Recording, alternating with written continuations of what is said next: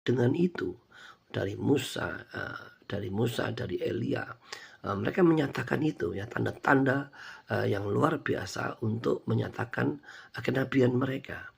Tetapi kalau kita belajar kepada Nuh, kepada Habel, kepada Abraham, kepada Yusuf, ya, kepada Ayub, ya, mereka tidak melakukan mujizat apapun. Ya. Toh identitas dan pernyataan bahwa mereka seorang nabi dan bapak beriman kepada Abraham itu melekat. Gitu. Ya. Jadi dari ukuran itu, kekristenan jelas bahwa nabi juga tidak harus membuat mujizat, gitu ya. Seorang nabi tanda paling utamanya justru hidup dalam kehendak Bapaknya, dalam ketaatan, ya, seperti Abraham atau mungkin dalam bahasa kitab suci Al-Quran Ibrahim.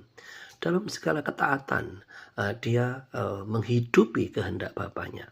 Sekalipun Ibrahim harus meninggalkan Ur Kasdim dan menuju ke tempat yang sama sekali dia tidak tahu begitu.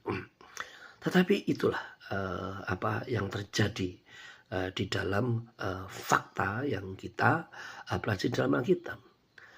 Nuh juga sama persis. Ia tidak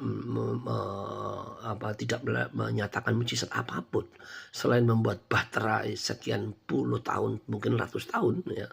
Bahtera itu dibuat begitu hanya untuk mentaati kehendak Bapaknya. Sama dengan Habel, sama dengan Yusuf. Ya, banyak hamba-hamba Tuhan yang tidak melakukan mujizat apapun sebagai bentuk pernyataan peneguhan kenabiannya, tetapi mempunyai ciri yang paling utama, yaitu hidup dalam ketaatan untuk melakukan kehendak Allahnya itu. Ya, ini harus kita pahami, karena saya khawatir bahwa seseorang melakukan banyak peneguhan mujizat tetapi tidak hidup dalam kehendak Bapaknya.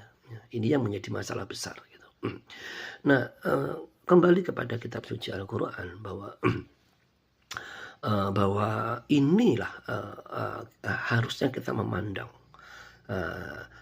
Jika kita memandang dengan segala perbedaan yang ada, tentunya bukan perbandingan apple to apple, ya, perbandingan yang sepadan. Mengapa? Karena sejarah turunnya masing-masing kitab suci dan cara penulisannya sangat berbeda. Tidak mungkin dengan perbedaan itu kita sejajarkan, tidak mungkin begitu. Karena ada perbedaan-perbedaan yang signifikan yang itu dalam bahasa kita atau bahasa saudara-saudara kita yang Islam akan susah ketemu, ya. Oleh karena itu dalam dialog saya melihat bukan soal benar atau salah gitu, tapi bagaimana masing-masing orang menyatakan keindahan kebenaran yang dia yakini dan izinkan khalayak ramai orang di luar itu menilai, melihat dan membuktikan bahwa satu kebenaran itu bisa disebut sebagai kebenaran kalau kebenaran itu mampu mempunyai kuasa untuk mengubah hidup orang dari orang yang diperhamba dengan dosa menjadi orang yang menang dengan dosa dan hidup dalam kebenaran.